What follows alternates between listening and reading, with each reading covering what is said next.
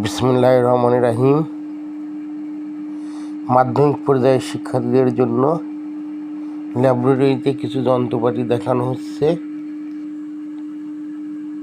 মাধ্যমিক পর্যায়ের শিক্ষার্থীরা যারা নবম দশম শ্রেণীতে আছে তাদের একটা প্রত্যেক সায়েন্সের বিষয়গুলোতে ব্যবহারিক মার্ক 25 থাকে।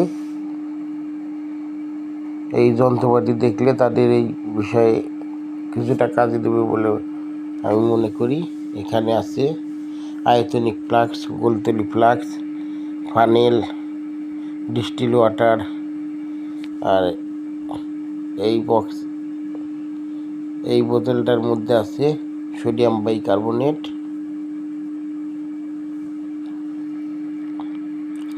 এছাড়াও কিছু যন্ত্রপাতি আছে। এই যন্ত্রপাতির সামান্য কিছু অংশ দেখানো হয়েছে।